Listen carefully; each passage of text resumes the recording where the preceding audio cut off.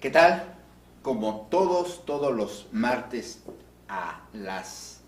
10:15 de la mañana, muy buenos días y mil gracias por recibirme en sus aparatos electrónicos, ya sea en sus oficinas o en sus hogares.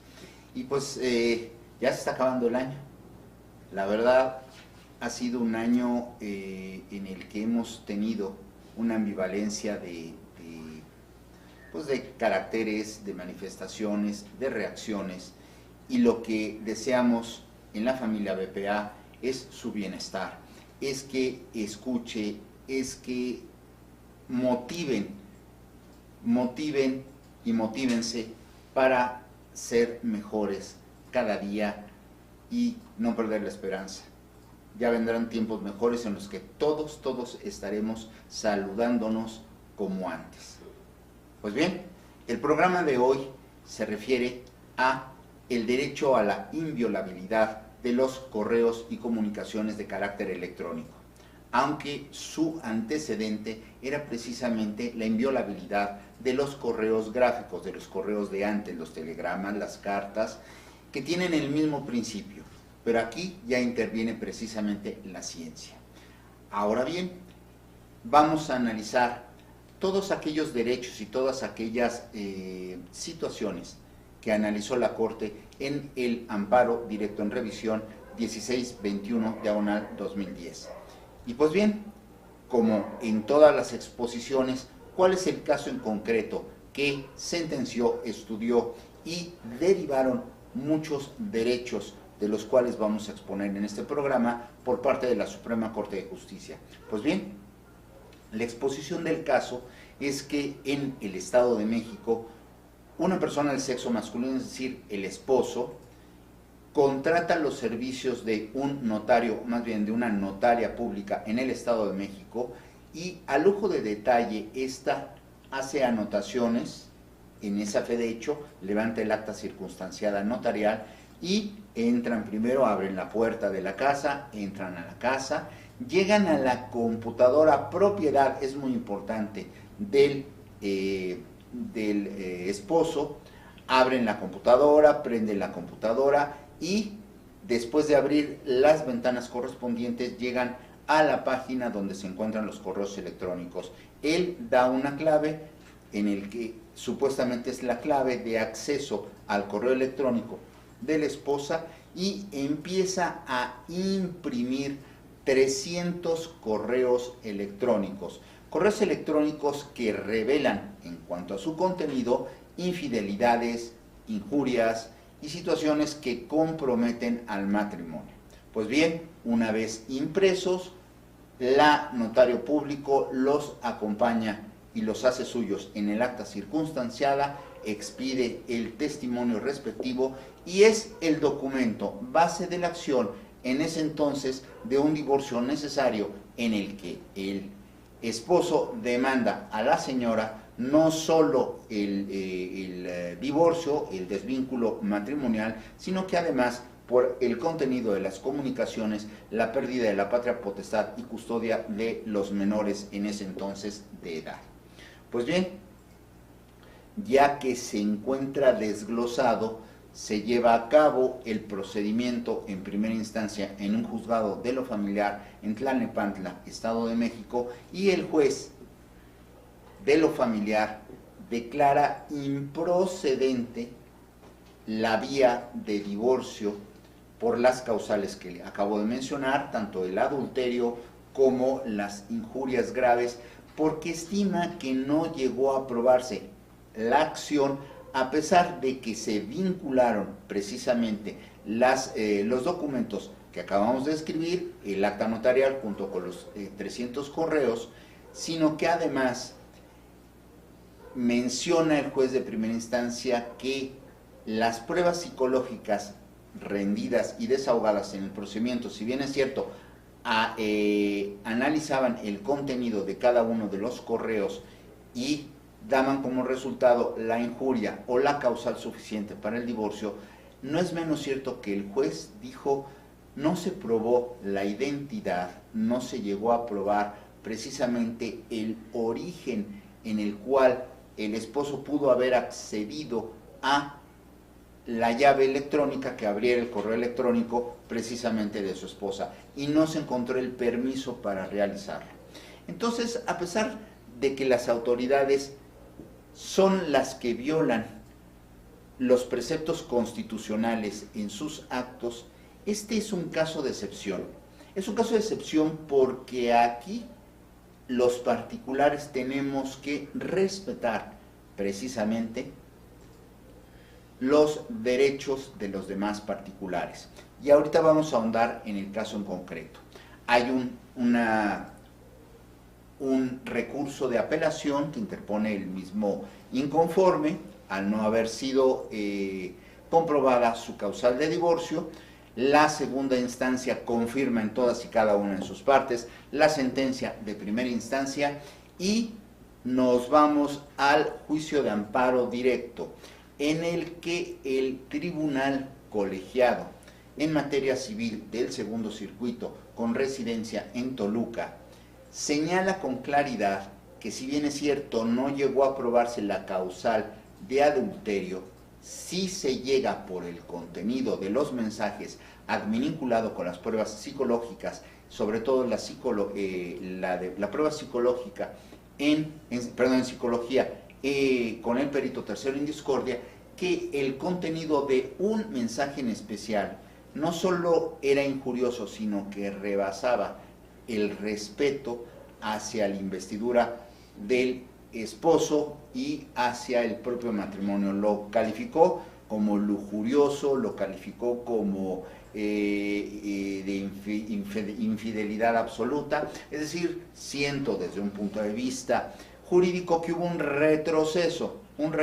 en la dinámica social y tecnológica. Y bien, inconforme precisamente con esta situación, la esposa interpone el recurso de revisión constitucional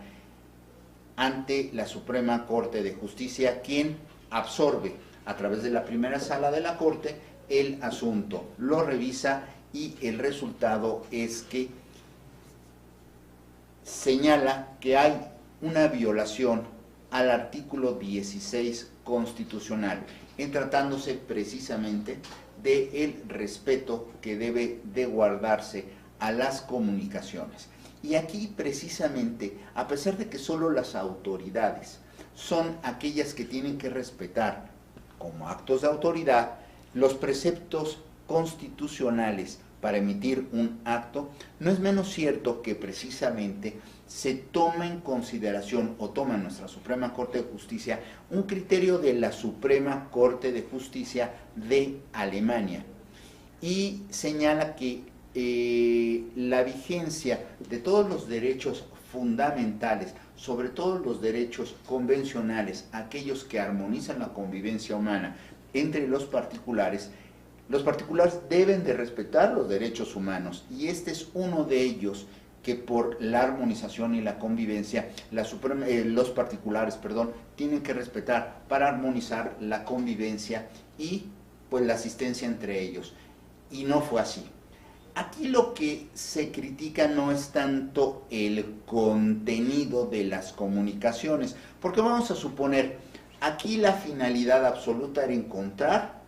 una causal de divorcio suficiente para obtener el divorcio y obtener a favor del divorciante la guardia y custodia de los menores por la gravedad del contenido de la comunicación. Pero en sí, el bien jurídico tutelado o que se debe tutelar, derivado del contenido del artículo 16 constitucional, es simple y sencillamente el derecho de inviolabilidad de las comunicaciones de una persona. Y sobre todo, no solo la inviolabilidad de accesión, sino qué es lo que se va a realizar, a utilizar o mal utilizar con el contenido o con esa información. Vamos a suponer que efectivamente no existían injurias, no existían los pretextos que quiso encontrar el esposo para llevar a cabo el juicio de divorcio necesario, o la acusación, o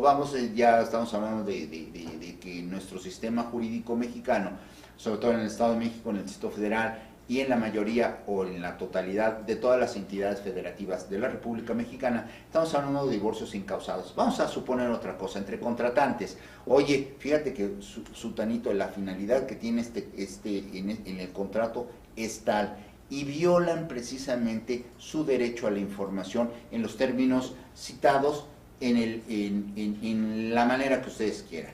Resulta ser que el bien jurídico tutelado no es el contenido de los mismos, porque pueden ser cuentas de banco, pueden ser llamadas llamadas o comunicaciones con sus familiares. Es en sí la inviolabilidad del derecho al acceso de la comunicación lo que se critica. En el caso en concreto, vamos a hablar que no hubo una ilicitud en la obtención de la comunicación, ya que consta toda esa legalidad en el acta circunstanciada que se levantó ante notario público. Sin embargo, la utilización de la información es aquella por virtud de la cual estamos utilizando precisamente en contra de quien se debió de haber respetado su derecho a esta inviolabilidad en la comunicación. En el caso concreto, el notario público del Estado de México, con lujo de detalles, describe en su fe de hechos, en su acta circunstanciada, cómo el esposo accede a la computadora, a las claves electrónicas o las llaves electrónicas a fin de accesar al correo electrónico de la esposa. Y al acceder, una vez accedido a los correos electrónicos, no respetó precisamente la utilización de esa información para un fin que no sea en beneficio propio, utilizando una comunicación de la que no era titular. Por lo tanto, el meollo del asunto, la gran discusión en este caso, no es la manera en que el esposo obtuviera como pruebas los correos electrónicos, ya que eso quedó probado a través del acta notarial, sino que él estaba o no facultado o no autorizado para obtener la información, violentando el derecho a la inviolabilidad de la información electrónica. Es decir, se rompe, se destruye precisamente el armonía entre particulares. Cuando se destruye la armonía entre particulares en una relación en la que se deben de respetar precisamente las situaciones personalísimas e íntimas de una persona en cuanto a sus correos, en cuanto a su información que se encuentra capturada en un aparato electrónico, en un disco duro, en una computadora, en un celular, en honor a la verdad, se está violando ese derecho a la comunicación. Las pruebas que se vinculan con el contenido de los correos electrónicos en el juicio que estamos comentando, entre otras, la prueba en psicología. La prueba en psicología determina por parte del oferente de la prueba que el contenido de todos los correos electrónicos precisamente destruyen el vínculo matrimonial. Son suficientes para destruirlo. El tribunal colegiado así lo falla en la tercera instancia o en la instancia constitucional de amparo, del amparo directo. Sin embargo, a pesar de que en el análisis que realiza el tribunal colegiado de gravedad, precisamente al obtener esa prueba, desde un punto de vista jurídico ya se generó, la Suprema Corte ya lo ha advertido, precisamente la obtención de una prueba ilícita. Desde un punto de vista particular y muy personal, yo opino que la Suprema Corte de Justicia, a través de la sentencia 1621/2010, le faltó el contenido de la recabación de una prueba ilícita, ya que se obtuvo violando la garantía de audiencia y la garantía de un buen procedimiento o un buen proceso, ya que no se cumplen con las formalidades esenciales de todo procedimiento y no se da la oportunidad a la contrincante, es decir, a la contraria, ni tampoco se obtuvo previamente una autorización jurisdiccional o de cualquier autoridad para la obtención de dicha prueba, por lo que yo puedo asegurar que se trata de una prueba ilícita, aunque no se menciona este carácter en la sentencia determinada por la Suprema Corte de Justicia. El análisis de los correos electrónicos, un daño de carácter psicológico, de los cuales puede trascender a una sentencia, pero basándose en una prueba cuya plataforma se obtuvo en forma ilícita, créanme que no debe de prosperar. La primera instancia, que es la primera sentencia pronunciada por un juez de lo familiar en materia familiar en Tlalnepantla del Estado de México, es la única que está hablando o señala precisamente de la ilicitud de la obtención de la prueba. El tribunal colegiado, en el contenido de la resolución de la Suprema Corte de Justicia, determinó que la sentencia pronunciada sí era violatoria del artículo 16 constitucional, que la violación al derecho de la inviolabilidad a las comunicaciones es y debe ser restringida a los particulares que no son los titulares directos y personalísimos de esas comunicaciones. Es más, derivan responsabilidades civiles por hechos ilícitos al violar esos derechos personales o personalísimos, además de que deben de existir responsabilidades de carácter penal. Se comenta en la sentencia que incluye ciertas manipulaciones y que se podría promover un amparo entre particulares, pero ya vemos que el amparo entre particulares, según la nueva ley de amparo, son en casos muy específicos, pero se podría vincular precisamente este tipo de situaciones por una desventaja y una actuación de un particular de hecho como si fuera una autoridad. Pero eso ya sería tema de un programa diferente que, pues, en honor a la verdad, sí estaría tentador estudiarlo y sobre todo exponérselos a todos ustedes. ¿Cuál es la relación en cuanto al objeto de protección de la forma y fondo que determina la Corte? Veamos en el caso en concreto, al haberse probado la causal de injurias graves por un comentario de la esposa en el que el mensaje tenía un contenido lujurioso, libidinoso, inmoral, así lo calificó. Pero antes de seguir, vamos y pasamos a comerciales para el análisis y conclusión de este caso muy interesante y sobre todo ver la prohibición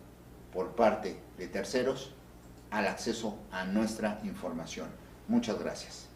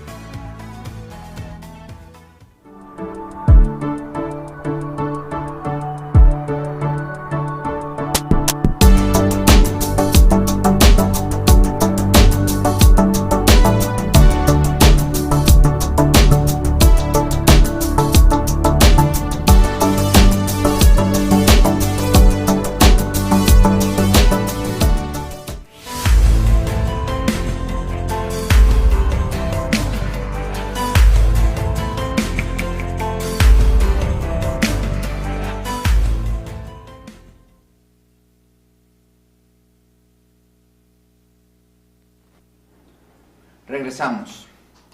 Y pues aprovecho precisamente para mandar unos saludos a Aguascalientes, a Pati Calvillo. Pati, muchas gracias por tus finos comentarios. A Maribel González de el Tribunal Superior de Justicia. Adelina de la Procuraduría o de la Fiscalía General de Justicia en el Distrito Federal. Muchos saludos. Sara Heredia, hace tiempo que no te saludaba, pero pues te mando un gran abrazo y un gran saludo. Pues bien, continuando precisamente con la redacción de esta nota más que informativa, de aprendizaje para todos nosotros. ¿Cuál es la relación al objeto de protección de la forma y fondo que determina la Corte en tratándose de la inviolabilidad del derecho a mantener la comunicación o a los correos electrónicos, ya sea gráficos, etcétera, etcétera? En el caso en concreto, al haberse probado la causal de injurias graves por un comentario de la esposa en el que el mensaje tenía un contenido, como repito, lujurioso, libidinoso, inmoral, etcétera, etcétera, ¿qué hubiera pasado si el contenido hubiera sido de otra tesitura? Le repito, hubieran aparecido unas cuentas de banco, hubieran aparecido unos dibujos de unos niños, unas pinturas, unas fotografías. Hubiera el hecho de haber accedido sin permiso del titular de esa comunicación, la misma violación a ese derecho. Quiere decir que las personas que revisen nuestro WhatsApp, las personas que revisen nuestra computadora, las personas que revisen nuestros correos electrónicos, las personas que revisen nuestras correspondencias sin nuestro permiso al acceso, sin las claves, sin las llaves, e insistan ver el contenido, están cometiendo un ilícito no solo civil, no solo administrativo, sino también un delito de carácter penal, porque se asemeja precisamente a la ruptura de las cartas, de los sobres, y la violación a la correspondencia. De hecho, existe un antecedente en la Suprema Corte de Justicia, que es el amparo directo en revisión 2/2000, que el ministro Ortiz Mayagoitia, analiza y precisamente retrata la exposición que ahorita estamos haciendo, pero tratándose de correos a la antigua, telegramas, telégrafos, y no habla de pues no existía el WhatsApp en esa época, y pues es lo que revisa precisamente el ministro. La importancia o trascendencia del haber accedido a una información reservada de una persona y la intromisión de otra a esa información viola directa y flagrantemente el artículo 16 constitucional. La Corte determinó que el derecho a la individualidad y la inviolabilidad a las comunicaciones es un derecho autónomo, es decir, merece una configuración y una crítica específica muy particular, cuya finalidad es la de proteger cualquier comunicación independientemente de su contenido. Lo que se encuentra prohibido es que la otra persona o esa persona ajena acceda a la comunicación, ya sea telefónica, telegráfica, electrónica, gráfica, sin la autorización del titular correspondiente, independientemente del contenido que representa. Cabe mencionar que el derecho a la intimidad se vería violado en el caso en el que el titular del derecho a las comunicaciones no diera el permiso precisamente de acceso. Y hay otros derechos que se conocen como, los derechos anexos. Esos derechos anexos externos, que son los de referencia, que son aquellos que se citan, que uno los recibe en su correo electrónico, nombres, teléfonos, accesorios que no son parte del contenido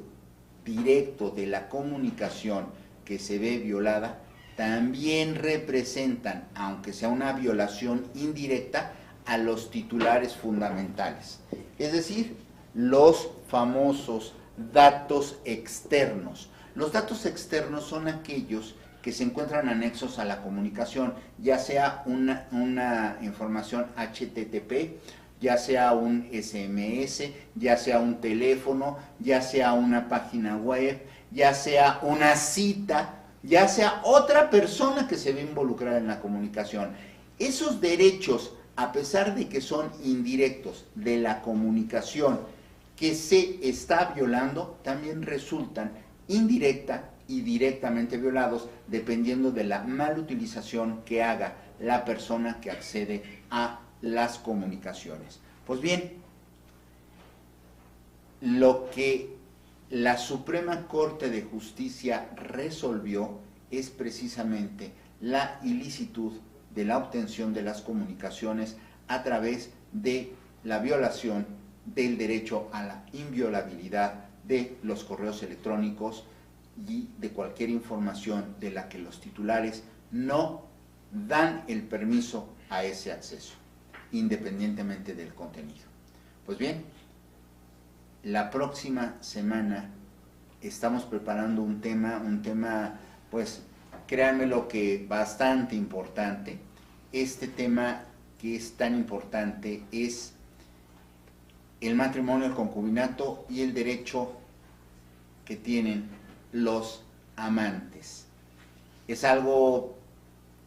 revolucionario que la Suprema Corte de Justicia ha sido muy criticada, y créanme lo que es un tema muy importante y de mucha trascendencia en cuanto a los efectos jurídicos de toda relación humana, relación de parejas y todos los matrimonios, como ya se han tomado en este programa y como los toma la Suprema Corte de Justicia. Aprovecho el saludo de Maribel González, dice: muy buen día, saludo al licenciado y como siempre cumple su prometido. Interesante tema, y estaría excelente que nos expusiera el tema el amparo entre particulares. Sin duda alguna se entenderá muy bien. Un gusto escucharlo. Con mucho gusto, Maribel, como siempre, tus finos comentarios que serán tomados en consideración. Y sí, estaremos preparando precisamente ese tema como un tema novedoso. Y como siempre, el próximo programa va a estar mucho mejor. Nos estamos esmerando. Y de verdad, ya se acerca el fin de este año, y hay que pues hacer el recuento no solo de los daños, sino también de todas las cosas positivas, y sobre todo aquello que nos va a sacar adelante, en lo particular, en lo familiar y como sociedad. De verdad, echarle muchas ganas y confíen plenamente en ustedes. Y gracias por haberme recibido, como siempre, en sus aparatos electrónicos, en sus casas y en sus hogares. Un fuerte abrazo y buenos días.